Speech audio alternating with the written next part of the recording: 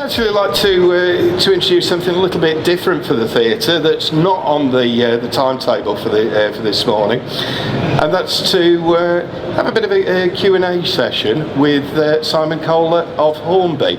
Now, Simon is very much the name and face that people know within Hornby. He's starting to wince and get embarrassed there.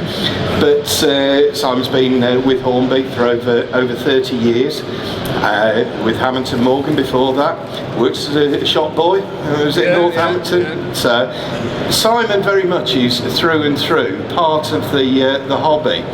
And obviously it came out this week that Simon's actually to be leaving Hornby at the end of this month, and Simon graciously allowed the opportunity to have a bit of a chat in public, so that everybody's up to speed with what's actually happening. So, I mean, without further ado, I suppose I'll pitch the first question at Simon, which is the burning question, I suppose, that everybody would want to know, and that's to ask you why, after all this time, that you're leaving Hornby. Thank you, Andy.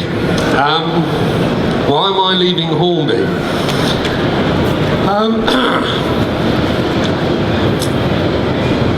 There are.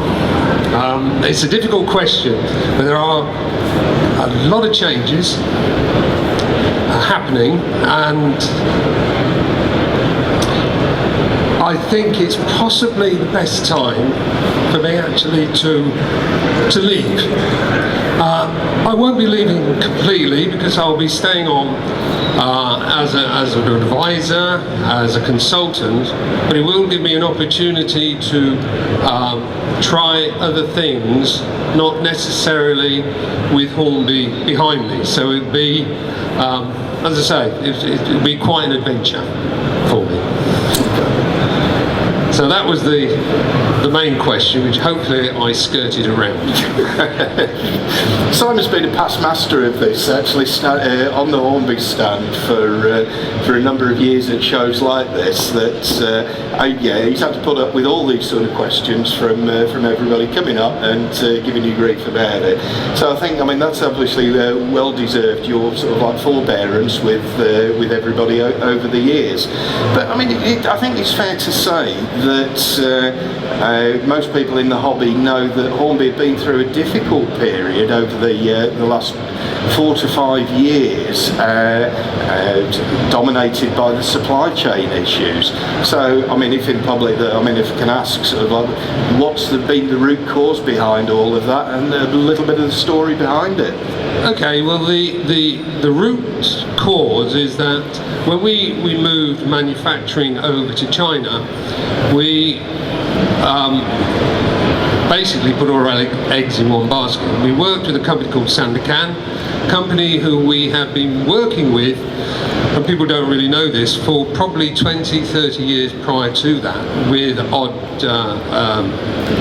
projects to do with Scale Electric as well as Hornby. And Sandakan had a terrific reputation for producing exquisite models, both obviously for the UK market. If some of you are old enough to remember the old Airfix GMR range, and they produced those. And as I say, we'd had a relationship with them.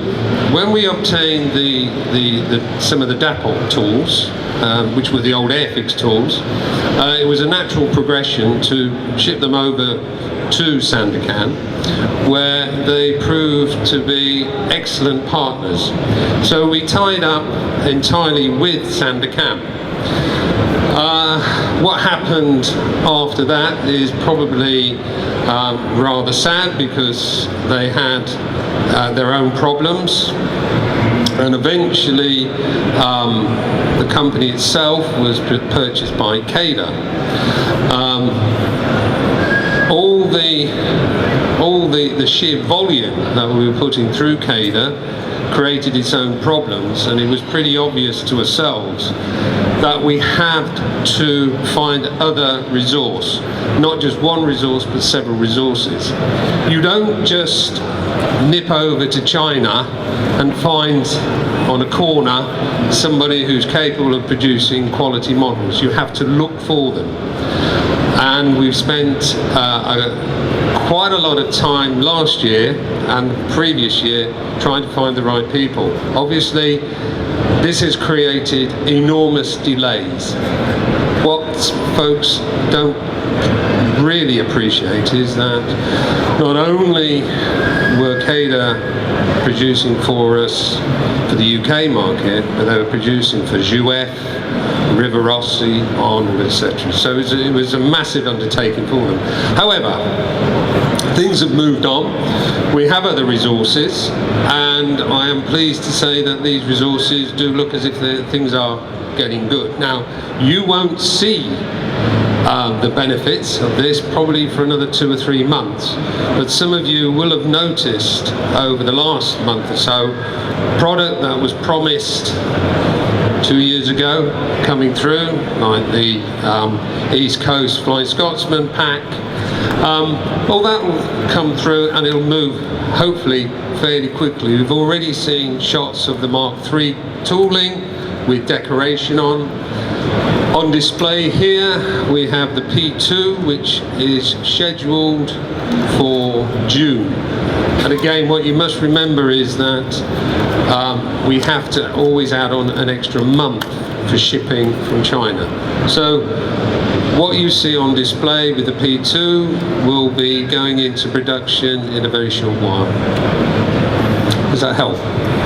Absolutely, it does help. Certainly gives it an insight, and I think obviously we've gone through a tempestuous period of change in that context with the supply chain.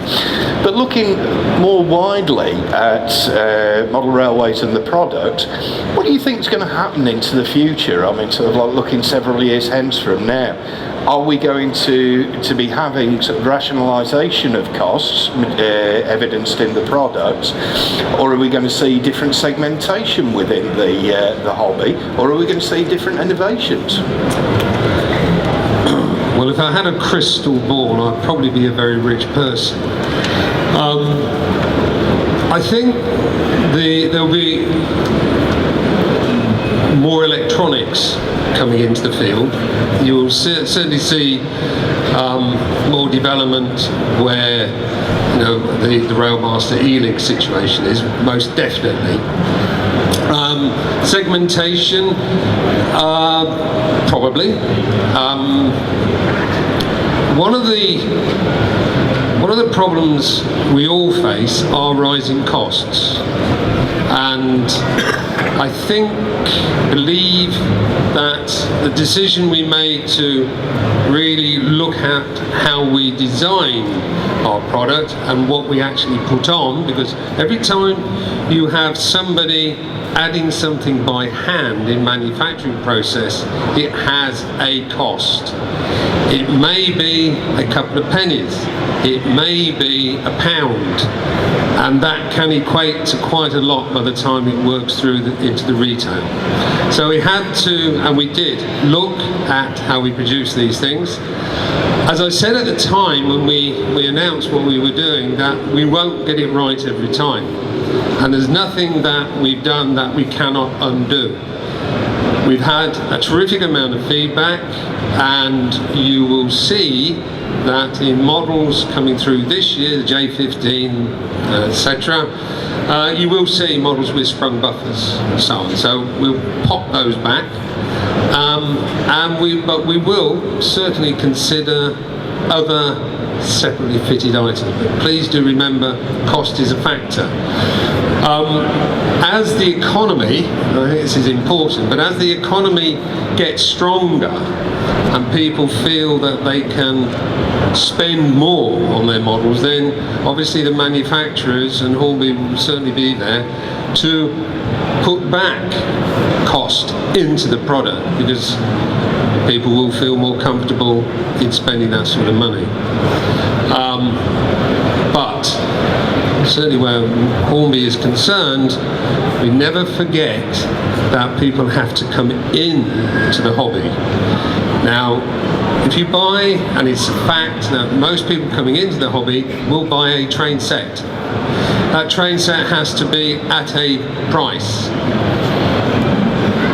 Model railways is a system product. You want people to develop the hobby. You want them to develop a train set. They have to buy extra track. We want them to buy extra locomotives. There is no point in just having a range of locomotives that retail at the same price as a train set, because all you will do is turn people off and they'll just go off and play football. So the development of railroad brand is very important for that introduction into the market. People go up in stages, people will aspire, and as they go and develop the hobby, and again that's what we need, not just Hornby, everybody around here, all the various retailers and the smaller manufacturers, they need people to come into the hobby. So they will aspire and they will want those models with extra detail on, and Hornby will be there to provide that. Okay, thanks Simon. I think one of the other things is that the market is changing and the way customers interact with the suppliers that they're buying from. And I mean, there's certainly been evidence obviously that Hornby has been increasing its direct sales presence in the marketplace, and obviously through concessions as well, the Model Zone stores going into WH Smith, as well as the traditional marketplace of the independent model shops. How do you see that changing into the future? Well, I think retailing in general has dramatically changed over the last 10, 15 years. The advent of Amazon, for example. Obviously looking around here, I would probably assume that a good proportion of you, when you're looking for that loco or maybe something, maybe a new electric drill or something, you will tap into your computer and you'll see where the best prices are. People do that more often now than they've ever done, and I think it's a natural progress. Concessions, the reason Hornby has concessions is very simple, that to get more people into the hobby, into the business, you need to have product in the high street. 20 years ago, 30 years ago, lots of high street stores carried Hornby, carried model railways. Sadly, that disappeared, and we needed to make sure that our product was available. Hence, we have concessions in John Lewis's, etc. And that is very important, and we will not see that move away. And the shock, the disappointment, if you like, over Model Zone a year or so ago was very, very, very sad news. However, as you know, with WH Smiths, they are now gradually building that up. So you will be able to, when you buy your magazine, nip in and hopefully have a wander around a Hornby concession. From the, if you like, from the direct sale aspect, from selling from the internet, again, this reflects in 30, 40 years ago. If any of you have got any old service sheets we used to put in train sets and so on, you have a look at how many service agents we had. Virtually every town in this country you could buy a Hornby stroke Triumph product. Sadly, that is not the case anymore. So there are people who stand no chance of wandering into their town and seeing a Hornby product. They will shop from the internet, they will look on the internet, and Hornby will be there on the internet. It does not compete necessarily with people such as Hattons and so on. It is there as a service, as a public service. Okay. Right. On a bit of a more personal note for yourself, over the years, what's been your high point of your life with Hornby? I think, good question actually. From a slightly, the high point was basically surviving the second interview with Hammond Morgan, because it was such a dreadful interview. I was really bad, and the reason I got it was apparently, according to my then boss, or future boss, I made his secretary laugh, which was a very strange way of employing somebody. However, the high spots, I suppose the high spot is always that model you've seen sort of from an idea actually come through and be accepted. I mean, the P2 is a great high spot. It was a model I had to try and persuade people at Hornby to produce, and I think it's caught them all a little bit by surprise. It's a cracking model. It's a really, excuse it, but a ballsy looking loco. And even if you don't model the LNER, you must have one of those, even just to look at. It's just such an attractive piece of machinery. From the highest point, live steam, without question. Cracking product. Really, a lot of work went into that product, and it was, and still is, an exciting thing. I burnt the fingerprints off my fingers. They're only just coming back, but it was such an exciting product, exciting development, and yeah, great. Good. That's probably a high point. Looking forward towards the end of this year, when the internet once again goes into meltdown to find out what Hornby have announced for 2015. Have you still had a hand on what might actually be coming through at that point? Yes. Yeah. I knew he'd fend that one off easily, wouldn't he? So, what I'd like to actually do, I mean, there's a massive crowd of faces out there, and it'd get unmanageable if we just sort of like opened it out. And I think Simon would still be here at 5 o'clock when the stewards are clearing everybody out. But has anybody got a real, I don't know, constructive but well phrased question that they'd like to ask that will give a little bit more information? So thank you very much. Yeah. Did you enjoy the 2 programs you did with James May, The first one, did I enjoy it? I enjoyed it to a degree, but it poured with rain, and it was pretty chaotic, which is probably one of the reasons it didn't work. Sorry? Oh, sorry. Sorry, the question was relating to the James May Toy Story programmes and the 2 record attempts of the back-breaking journey between Barnstaple and Bideford. So the second one was by far the most enjoyable. It was enjoyable because it was incredibly well organised. Everything worked the way it should work, and we finished the job. And I hadn't. What happened in the first one is I fell actually in it was pitch black. I fell in a ditch and was covered in muck. So that's probably a high point in my life as well. But no, the second one was really good because we achieved it. We achieved what we set out to do.